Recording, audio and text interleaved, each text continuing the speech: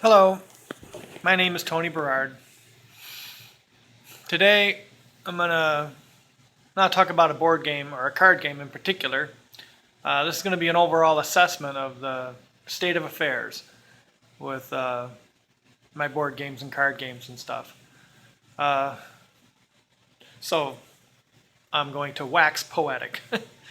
All right, I made up a little sheet here. This is called a Fireside Chat. In the news, I heard Donald Trump is going to use that format, a fireside chat. Well, obviously, Franklin Delano Roosevelt used the fireside chat when he was giving an assessment of the how things are going. And so, in the manner of these, the former president, Franklin Roosevelt, and Donald Trump, I too shall use the fireside chat format. So here's my fireside chat.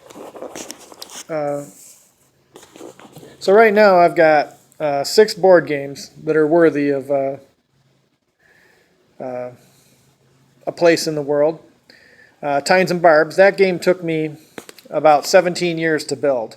I started building it in 1987 or 1988. I don't have the exact time that I started it, but just sometime around then. And my last note that I did it was 2005. I added the final rule of Tines and Barbs. So I've been working on that game for many, many years. Then next was, what was next? It wasn't fighting chess. Well, it couldn't have been fighting checkers or hybrid either. Was it Go 12?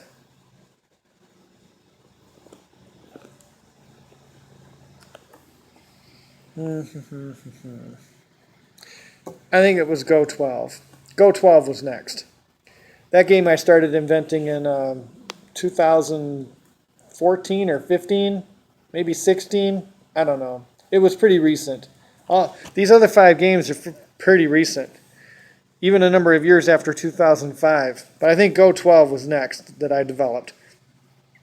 And that game it's deeper than Go, actually, because it uses the same board and material as Go, but it's a much faster paced game. With Go you get to place 1 stone each turn. It's a 19 by 19 grid, so that's 361 sites for the squares. So it takes 181 moves by white to fill up the board if there's no captures. But there are captures, and you can remove sections of the board that get captured, and those get counted towards the points of the player that did the capturing. But there's also conquered territory, so it's like a combination score: how much you capture versus how much territory you claim, and that goes to your overall score. But even so, there's an imbalance in Go. There's a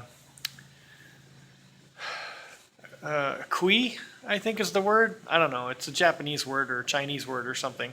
But it's something you add to the side's score that goes second, and that balances out the game. I don't think it's 0.5, but it's something like that. Or maybe it's a number of stones that is added on. So anyway, there's a definite advantage to going first in Go, and that's counterbalanced by the advantage given afterwards by just some points, which the player didn't really earn those points. Just by going second, they get those points, which is, to me, that's a very silly way of balancing the game. All of these games are balanced. Tines and Barbs has a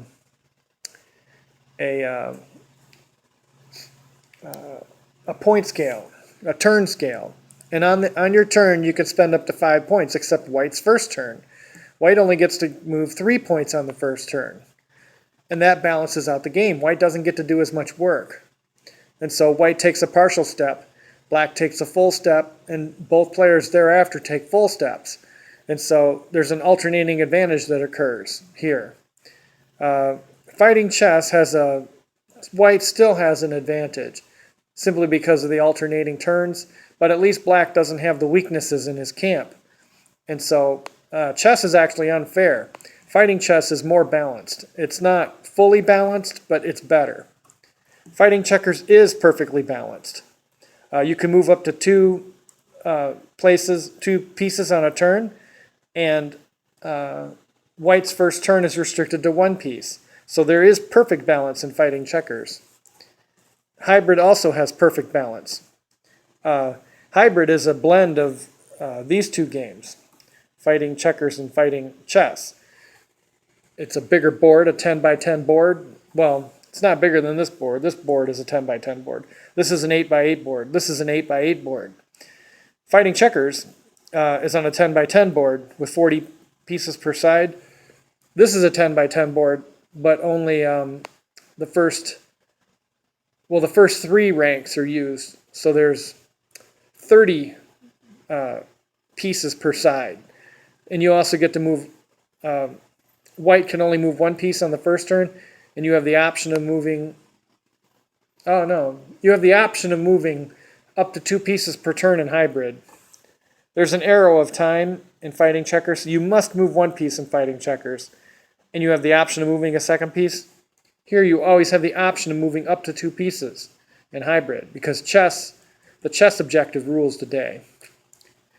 Go 12 is perfectly balanced also. So theoretically balanced, because there's a 3 points versus 2 points on the turn scale difference in white and black, but because there's thrusting of a thorn, the waters get muddied as to who has the real advantage in terms of a single turn. I talk about this in my book. So I wrote a book on tines and barbs. It's called The Flaws, Death, and Successor to Chess, Tines and Barbs. I think that's it. I might have changed its name, but I think that's it. The Flaws, Death, and Successor to Chess, Tines and Barbs. So in that book I talk about the disadvantage, or the disparity, not the disadvantage, the disparity in 3 points versus 2 points in the turn scale. So white gets, by getting a partial turn of 3 points, and black gets a partial turn of 5 points, well, white's advantage of having a 2-point advantage isn't as much as, black's advantage of having a 2-point advantage is not as much as white's advantage of having a 3-point advantage at the end of each of their turns. So white will win more, right? Well, no, it's not that easy. Hybrid is perfectly balanced. Go 12 is perfectly balanced. Pythagorean tic-tac-toe is also perfectly balanced. With Pythagorean tic-tac-toe, there's 3 tic-tac-toe boards, a 6 by 6, an 8 by 8, and a 10 by 10. 6 squared plus 8 squared equals 10 squared. That's one of what we call a Pythagorean triple in mathematics. Yes, I'm a mathematician.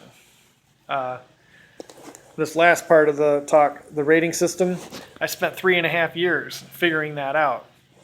I had to use math skills, programming skills, logic, insight. I mean, you name it. Everything I had went into solving this rating system. It's a rating system that's better than the ELO system, but that's not at this point in the chat. Hybrid is perfectly balanced. Pythagorean tic-tac-toe is perfectly balanced. Pythagorean tic-tac-toe is a board game that's it's 3 tic-tac-toe boards, and you roll 12 dice on each of your turns, except white's first turn. White gets 6 dice. 6 is half of 12. And so that's how it's perfectly balanced. White also gets a partial step. And you get to place these 12 dice up on the boards following certain rules, but basically you get to move 12 things on a turn instead of just 1 or 2.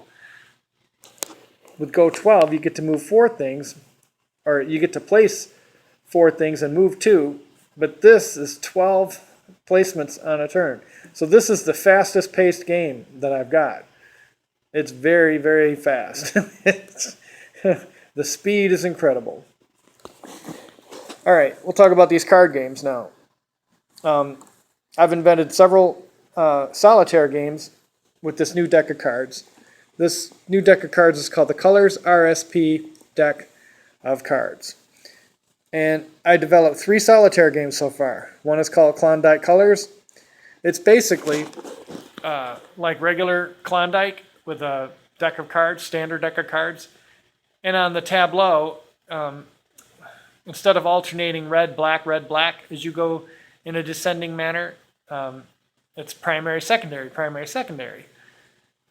And instead of an empty file can be placed with a king, you can use either a rock, a scissors, or a paper since there's no rank in them. And instead of 4 foundations up at the top, starting with the ace, since there's 6 aces in this deck, you have 6 foundations.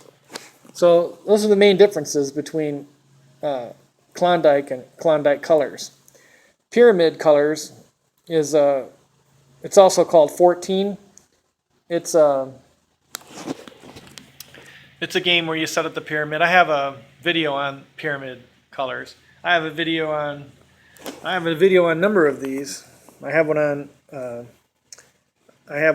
where's my finger? It's hard to see through the phone and get my finger pointing right. So hybrid, Go 12, fighting checkers, fighting chess, and tines and barbs. I have tines and barbs on my own channel, Anthony Berard or Tony Berard, whatever it's called. That's my name. But these other videos are on the Tines and Barbs channel. These solitaire games are on the Tines and Barbs channel. And so this one uses 2 decks of cards. Each of these use 1 deck of cards. Go Fish Colors, I'm calling that 2 different games.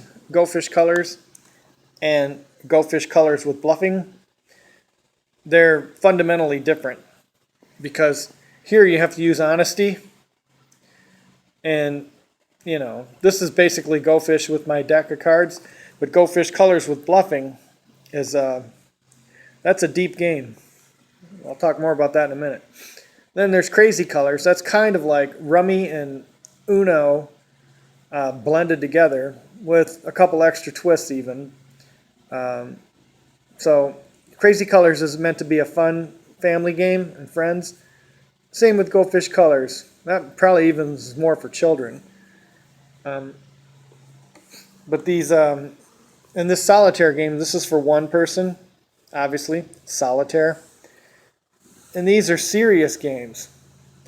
Each of these 6 board games is serious. We're going to have, I'm going to be using my rating system to rate the player performances when they play these 6 board games. So you'll be able to log onto the site and play these board games eventually when I get them all up there. It's a work in progress to get this website up and running. I have to find people that have the ability to do it and the time to do it and want to share in a percentage of the profits.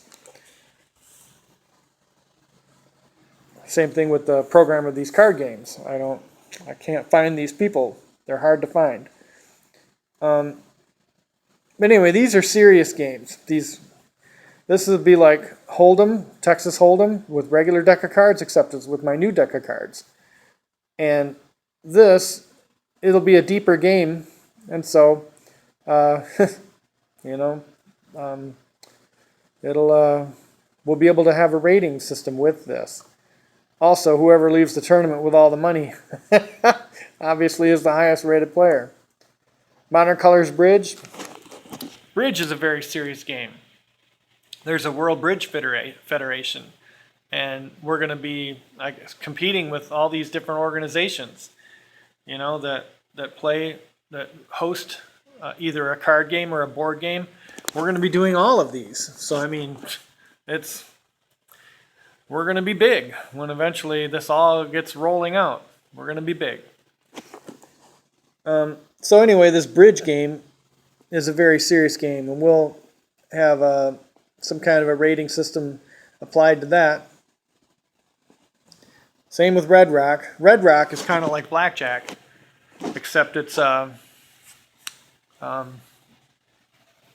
modified it, the rules, so that 2 people can play the game.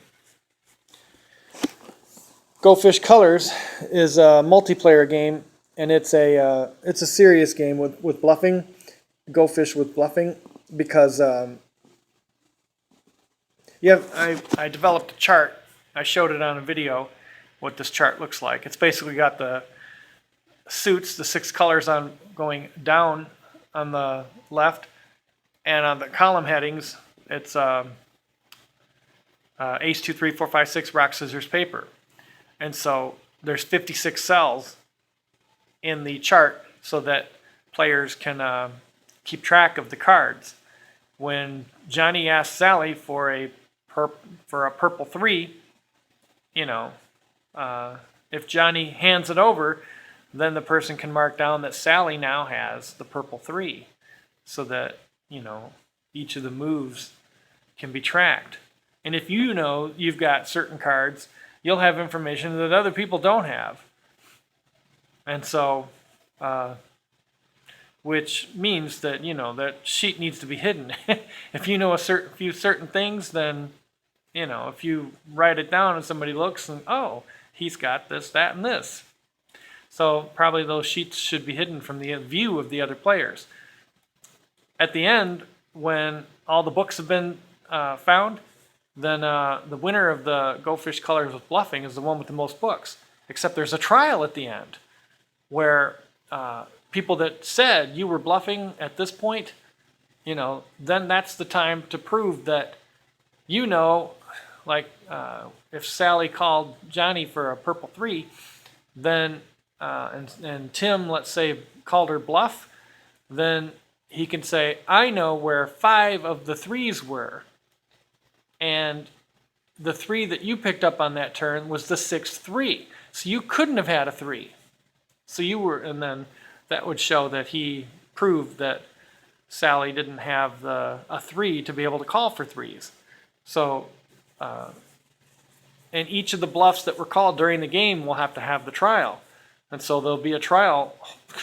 So all these bluffs that were called will be on trial, and they'll be hashed out by the players, and then at the end all the books will trade as to whoever won the cases, and so that's going to be pretty cool. I think we'll have to demand honesty in the trial. You can't if we just ask Sally, did you have a 3 at that point?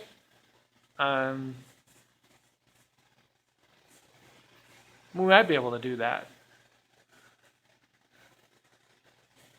Or if Johnny had a 3 and he didn't hand it over, somebody could call a bluff there. I know you've got the purple 3. And then later on, they might be able to prove, oh, yes, Johnny had the purple 3 at the time. So it goes those two ways. The caller and the person being called can be called for a bluff. So, yeah, and it'll be a trial at the end for each of the bluffs that were called. If the person that called the bluff is unable to prove that they didn't have the 3 or had the 3, as the case may be, if they can't prove it, then they lose a book because they weren't able to prove it. But if they do prove it, then they win a book from the player. So anyway, there's all the changing of the hands. So I talked about Red Rock. Then, this rating system, and I have a new tournament design. So this new tournament design will allow the top 2 performers to play in the final round or the final 3 rounds every single time. That's amazing. So we're going to be doing this new rating system. It's better than ELO.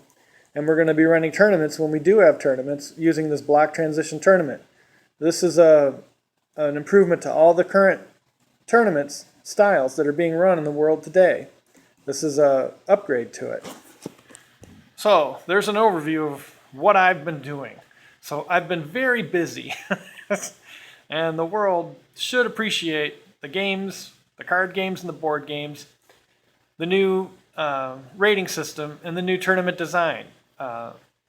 The competition halls can be filled with people playing nice board games in a cool tournament setting using an awesome rating system. So, I mean, the whole environment has been greatly improved. And you're welcome. This is Tony Berard signing off.